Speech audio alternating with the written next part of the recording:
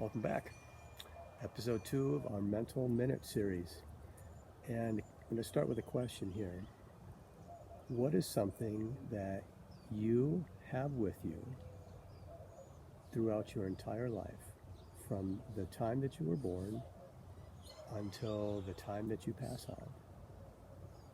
Something that in a competitive event you can always go to. It'll always be with you. You don't have to go find it. You don't have to hope that you brought it with you. It is with you. What could that possibly be? It's really simple. It's simply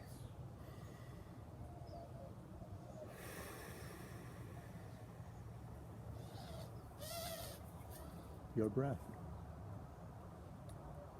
Your breath, something that you have with you at all times. And that simple thing is something that you can use in the middle of a competitive event to check in and get yourself emotionally and physiologically where you need to be at to perform at your highest level. In the previous episode, we talked about self-awareness, becoming more aware. And from time to time, in a baseball game and a golf competition, a volleyball match, a softball game, basketball game, football game, what have you, you can use that breath to check in, get yourself where you need to be at. Okay. I think of a basketball player at the free throw line in a packed arena, and he's got potentially 2 free throws. He can't focus on those 2. He's got to focus on just that one. So part of his routine should be go to him, take a deep breath,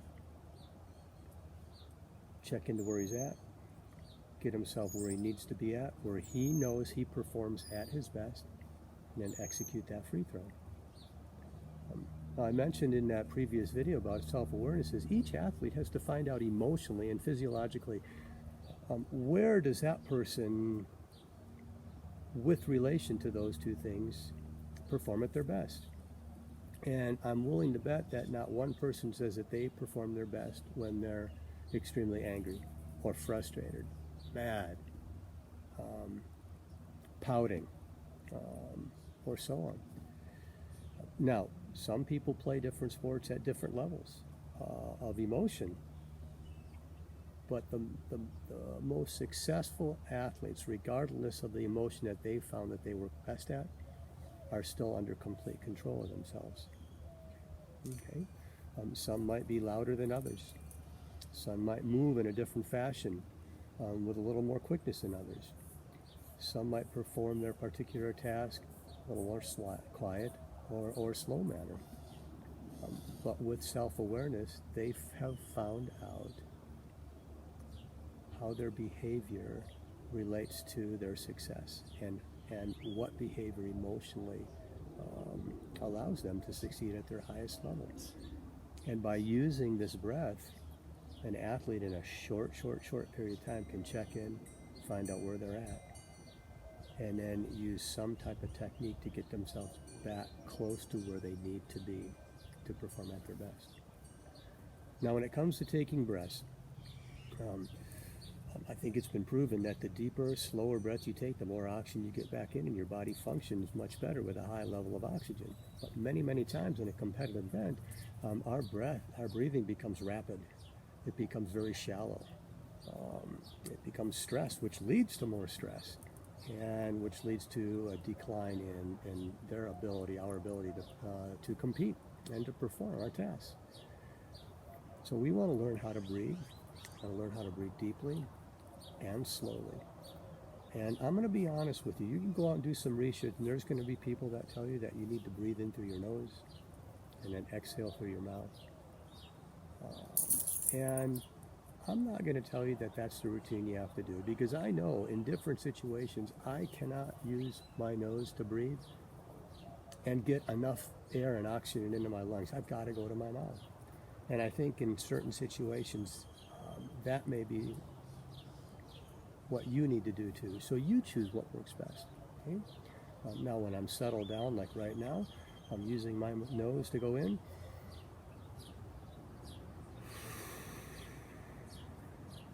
And then my mouth to exhale works just fine.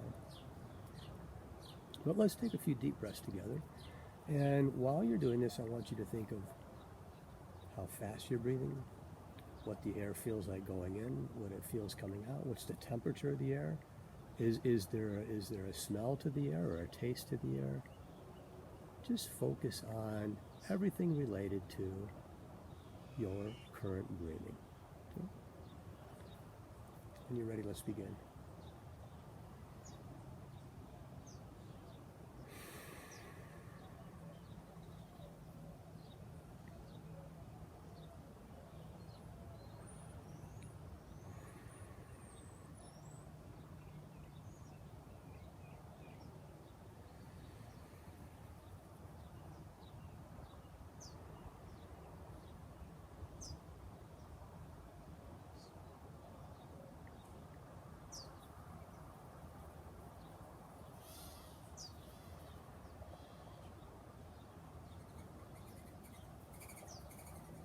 During these times that you focus on your breathing, it's okay to get distracted.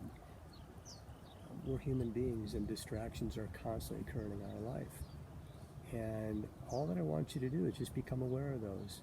But then use your breathing to dissolve those distractions and get back to as clear and singular focus as you can, and that's right back to your breathing. This is a routine that for you to be able to go to this in a competitive event, it needs to be practiced. It needs to be practiced on a daily basis, not just at practice, not just during practice, but also after practice, before practice, away from practice. For a minute, 2 minutes, upwards I would say to 5 to 10 minutes. And when you first begin this, there's going to be all kinds of distractions. And like I said, just accept those. Let them be there. But instead of dwelling on them, just get back to your breath.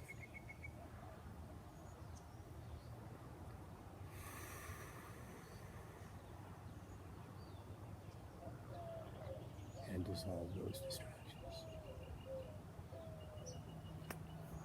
All right. Your breathing, your breath is an incredible tool.